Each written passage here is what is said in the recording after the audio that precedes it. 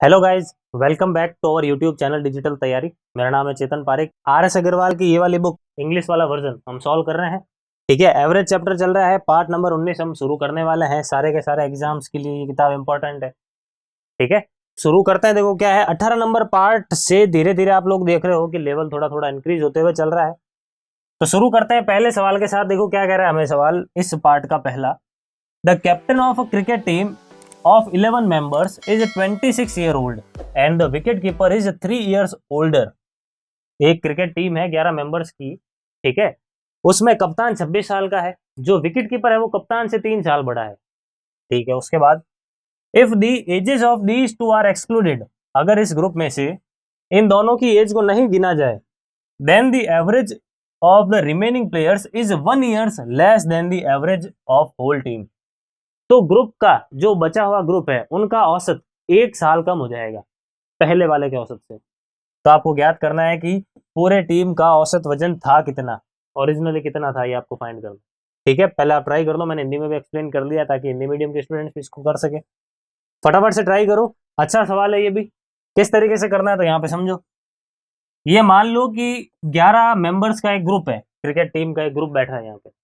इसमें से कैप्टन कितने साल का है, तो कैप्टन है 26 साल का। विकेट कीपर कितने साल का है, तो विकेट कीपर कैप्टन से 3 साल बड़ा है, यानी 29 ईयर्स का। इनको ग्रुप में से बाहर निकाल दिया गया, इनको ग्रुप में से बाहर निकाल दिया गया। ठीक है, तो पीछे कितने जने रहे, 9 जने रहे। तो सवाल कह रहा है कि अब जो पीछे 9 जने रह गए उनका औसत वजन पहले वालों के औसत वजन से 1 साल कम है। ठीक है, कितना कम है, 1 साल कम है जो पीछे रह गया है। अब यहाँ पे ध्यान से समझना कि 26 और 29 कुल मिलाकर ये कितने हो जाएंगे। अगर मैं इन दोनों को जोड़ लेता हूं, तो 55 हो जाएगा। यानी कुल मिलाकर 55 साल इस ग्रुप में से बाहर निकले हैं। कुल मिलाकर 55 साल इस ग्रुप में से बाहर निकले हैं। ठीक है, ये 55 साल है, अगर मैं बट्टा 2 कर लूं तो ये विकेट कीपर और कैप्टन की एवरेज एज हो जाएगी। विकेट कीपर और कैप्टन की एवरेज एज हो जाएगी, सही है क्या। यानी कुल मिलाकर 55 ईयर्स बाहर निकले हैं, और अगर एवरेज वाइज बात करें तो उन दोनों का एवरेज इतना है। अब यहाँ पे ध्यान से समझना कि ये जो 15 साल इस ग्रुप में से बाहर निकला है, सॉरी 55 साल बटा 2 रहने दो एक बार के लिए, हम तो टोटल पे ही निकाल लेते हैं कि ये जो 55 साल इस ग्रुप में से बाहर निकला है, ठीक है, ये 55 साल जो इस ग्रुप में से बाहर निकला है वो इस ग्रुप के औसत वजन से ज्यादा ही है। औसत वजन से तो ज्यादा ही है, इसी वजह से ही तो इन सब का एवरेज कम हो गया। भाई मान लो ये 55 साल जो बाहर निकला है वो इस ग्रुप के औसत वजन के बराबर ही होता तो क्या फर्क पड़ता, कोई फर्क नहीं पड़ता। लेकिन ये जो 55 है वो इन सब के एवरेज से ज्यादा ही है। तो ज्यादा है तो यहाँ पे देख लेते हैं एवरेज कितना है, मुझे नहीं पता, मान लिया ए है। कितना ज्यादा है तो कितना कितना एक एक में से लेके गए, वो कितने जनों से लेके गए। भाई 1 साल कम हो गया ना, इसका मतलब सब में से एक एक लेके गए हैं वो लोग। आई बात समझ में। तो एक एक कितने जनों से लेके गए, 9 जनों में से। कितने जनों में से लेके गए, पीछे 9 जनों थे तो 9 जनों में से एक वो लेके गए हैं। तो इसका मतलब यहाँ पे ये जो ए है इसके अंदर आप वापिस से 9 जोड़ लो तो ये 55 मिल जाएगा आपको। यहाँ पे ये क्या मिल जाएगा, देखो 55 मिल जाएगा, सही है क्या। आई होप यहाँ तक आपको सही से चीज समझ में आ चुकी है। अब यहाँ पे देखना कि ये जो 55 है, अब इसके अंदर 2 का भाग लगा देता हूं मैं। भाई जो 2 नए निकले हैं ना उनके एवरेज की बात करेंगे, पर कैंडिडेट कितना कितना निकला उसके हिसाब से हम एवरेज का पता लगा पाएंगे। एवरेज का पता कैसे लगाते हैं, पर कैंडिडेट के हिसाब से लगाते हैं। तो अब यहाँ पे भी मैं क्या कर देता हूँ, देखो 2 का भाग लगा देता हूँ। तो ये है कि जो ग्रुप बाहर निकला कैप्टन विकेट कीपर का, उनकी एवरेज एज कितनी है, तो उनकी एवरेज एज इस ग्रुप की एवरेज एज से 9 ज्यादा है। इस ग्रुप की एवरेज एज से कितनी ज्यादा है, 9 ज्यादा है। साथ ही साथ ये 9 जो है ना, इसको इक्वली डिस्ट्रीब्यूट करेंगे इन दोनों में, विकेट कीपर और कैप्टन में। आई बात समझ में। अब बस सॉल्व कर लो, ए निकाल दो, हमारा आंसर आ जाएगा। पूरी इक्वेशन को अगर मैं 2 से गुणा कर देता हूँ तो क्या होगा, ये 2 हो जाएगा, ये 2 यहाँ से हट जाएगा, ये 2 यहाँ से हट जाएगा, ये 9 जब इस तरफ आएगा तो 55 में से 9 अगर मैं घटा लेता हूँ तो 46 बचेगा। कितना बचेगा, 46 बचेगा। ये 46 अगर 2a के बराबर है तो a कितना आएगा, a आ जाएगा मेरे पास 23। कितना आ जाएगा, 20। तो ऑप्शन नंबर ए क्या हो गया हमारा करेक्ट आंसर। देखो बिल्कुल कम कैलकुलेशन में हमारा काम हो गया। आई बात समझ में। तो इस टाइप के सवालों में बस यही करना है कि जो ग्रुप बाहर निकला है या नया आया है उसको बेस मान कर आप उस सवाल को सॉल्व करने की कोशिश करो, उसकी हेल्प लेकर आप उस सवाल को सॉल्व करने की कोशिश करो। आई बात समझ में? आई होप ढंग से आपको ये सवाल समझ में आ चुका है। सबसे शॉर्टेस्ट मेथड आपको बताया है, और ये मेथड केवल उन्हीं को समझ में आएगा जो पार्ट नंबर 1 से एक एक सवाल मेरे साथ यहाँ पे सॉल्व कर रहे हैं। अगर आप अचानक से इस वीडियो को देख रहे हो और पहली बार इस मेथड को देख रहे हो तो थोड़ा मुश्किल पड़ता है ये समझना, ठीक है? तो बेसिक से जानना जरूरी है इस पूरे मेथड को। उसके बाद बढ़ते हैं, देखो आगे क्या है हमारा अगला सवाल। A batsman makes a score of 84 runs in the 21st inning and thus increases his average by 2 runs. क्या हुआ कि एक खिलाड़ी है, उसने अपनी 21वीं पारी में कितने रन बनाए? 84 रन बनाए।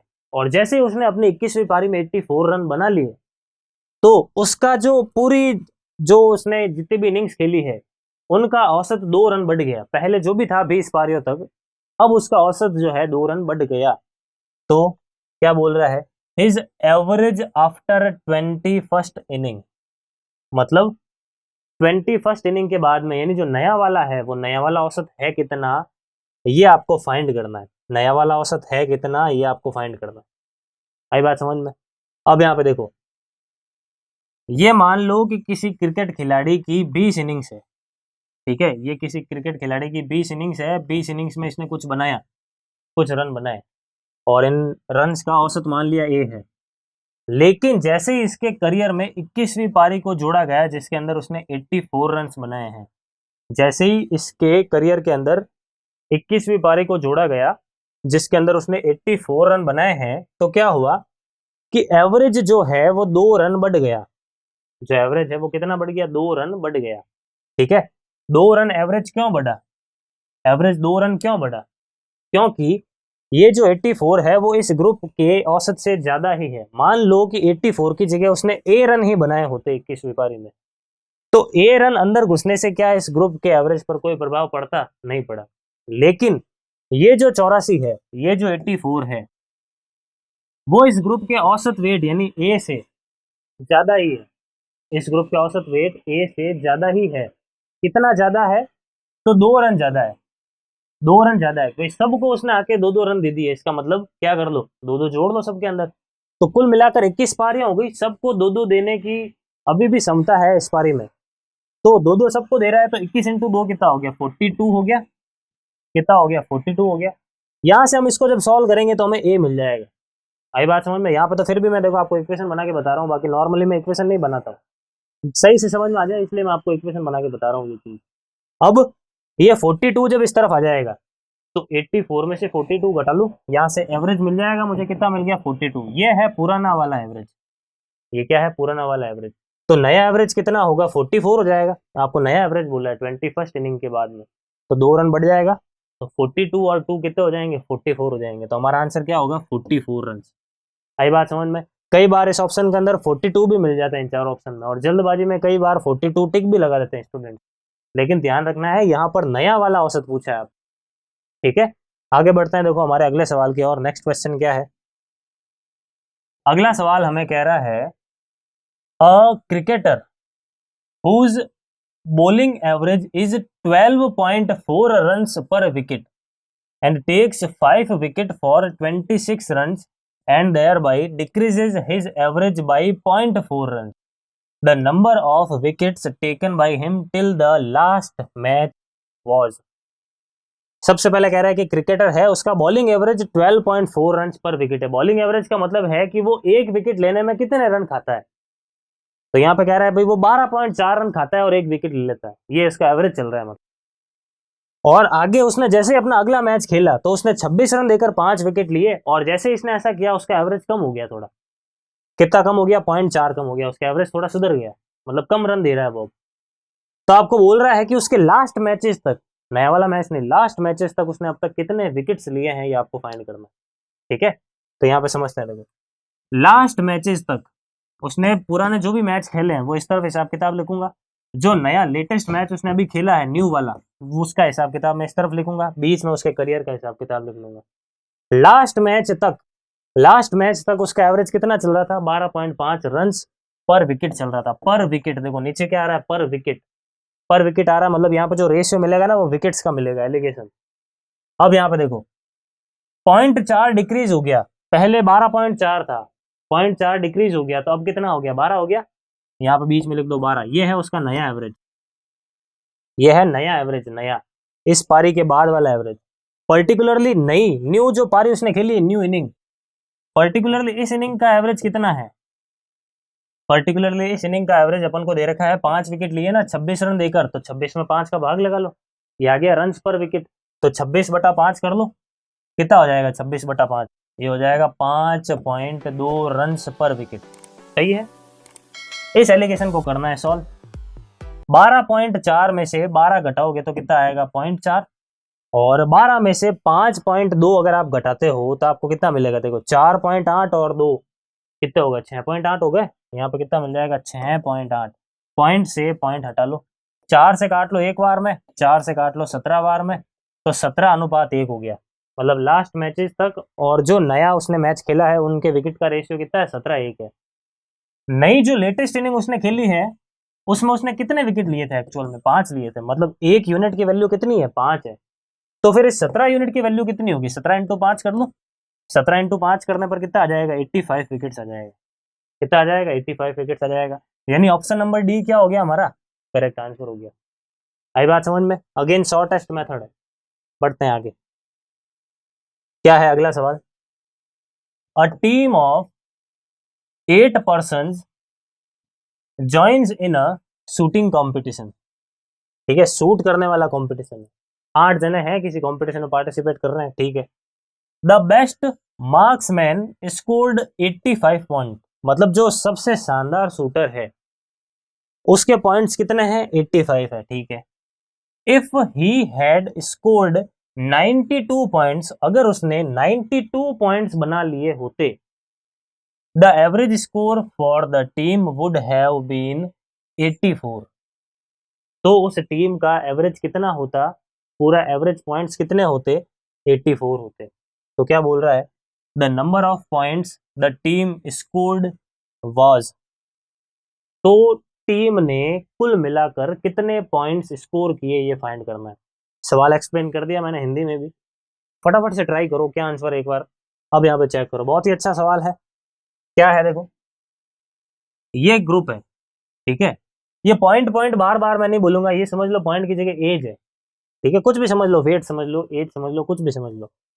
तो ये जो 8 जने हैं इसके अंदर, 8 जने, इसमें से एक खिलाड़ी है जो सबसे तगड़ा है, और सबसे तगड़ा है, उसके पॉइंट्स या फिर एज कुछ भी कह लो, कितना है 85 पॉइंट्स, कितने हैं 85 पॉइंट्स है, इन 8 जनों में से वो एक है पर्टिकुलरली। अब क्या हुआ कि अगर उसने 85 की जगह 92 बनाए होते, अगर उसने 85 की जगह 92 बनाए होते, मतलब मैं 85 को निकाल रहा हूं और 92 को अंदर लेके आ रहा हूं, इसमें 92 को अंदर लेके आ रहा हूं, तो the average score for the team would have been 84, तो उस टीम का एवरेज स्कोर कितना होता, 84 होता, कितना होता 84 होता। तो आपको ये फाइंड करना है कि टीम ने कुल मिलाकर कितना स्कोर किया था। देखो अब समझना, मान लो कि इस टीम का औसत वजन ए था या फिर औसत पॉइंट ए थे, एवरेज पॉइंट्स ए थे, ठीक है, 85 गया, मान लो 85 ही आ जाता, 85 गया और 85 ही आ जाता, तो क्या इनके पॉइंट्स पर, क्या इन सबके पॉइंट्स के एवरेज पर कोई प्रभाव पड़ता, नहीं पड़ता। लेकिन आया कौन है, 92 ज्यादा आया है, थोड़ा सा ज्यादा आया है, ज्यादा आया है, इसी वजह से एवरेज बढ़ गया और 84 हो गया, कितना हो गया 84 हो गया। तो यहाँ पे देखो एवरेज बढ़ा है, किस वजह से बढ़ा है, क्योंकि 7 एक्स्ट्रा आए हैं, देखो 85 और 92 में डिफरेंस कितना है, 7 का डिफरेंस है। तो औसत पहले कितना था, ए था, औसत पहले कितना था, ए था, अब 7 बढ़ गया, 7 बढ़ गया, तो 7 बढ़ गया, कितने जनों पे बढ़ गया, ये देखो 7, कुल मिलाकर कितने जने हैं, 8 जने है ना। देखो भाई 92 की जगह 85 ही आता तो कोई प्रभाव नहीं पड़ता, लेकिन 7 एक्स्ट्रा है, तो भाई एक्स्ट्रा है, सब में इक्वली बांट लो, सब में इक्वली बांट लो, कितने जने हैं, 8 जने हैं, 7 को 8 जनों में बांट लो, एवरेज पहले ए तो था ही, अब कितना हो जाएगा, प्लस 7/8 हो जाएगा, ये है हमारा नया एवरेज। और एक्चुअल में सवाल में दे रखा है ये किसके बराबर है, तो ये इसके बराबर है, 84 के बराबर है, ये आ गया एवरेज का मान। अब अगर एवरेज मिल जाता है तो उसको मैं 8 से गुणा कर लूंगा, तो मेरे पास टोटल सम मिल जाएगा पॉइंट्स का, बस सिंपल सी चीज है। तो क्या कर लो, पूरे को 8 से गुणा कर लो, इसको कर लिया 8 से गुणा, इसको मैंने कर लिया 8 से गुणा, ये कट जाएगा, और इसको कर दिया 8 से गुणा, एट द एंड मुझे ए की 8 ए की तो वैल्यू निकालनी है। अब ये 8 आ जाएगा इक्वल में 8 इंटू 4 32, यहाँ पर आ जाएगा 3, 8 इंटू 8 64 और 3 कितने हो गए 67। 67 ये कितने हो गए 672। इसमें से अगर 7 में घटा लूँ तो कितना आ जाएगा 665 आ जाएगा। और आपको यही तो पूछा है, तो ऑप्शन नंबर सी क्या हो गया हमारा करेक्ट आंसर हो गया। आई बात समझ में? आई होप अच्छी तरीके से सारे सवाल आपको समझ में आ रहे हैं। अगर सवाल समझ में आते हैं तो वीडियो को लाइक जरूर करो, ठीक है। नहीं समझ में आते हैं तो डिसलाइक जरूर करो, लेकिन कुछ ना कुछ करो ताकि पता रहे। बढ़ते हैं आगे, क्या करना है अगले सवाल में। अगला सवाल हमारे पास है, a motorist travels to a place 150 kilometres away at an average speed of 50 kilometres per our.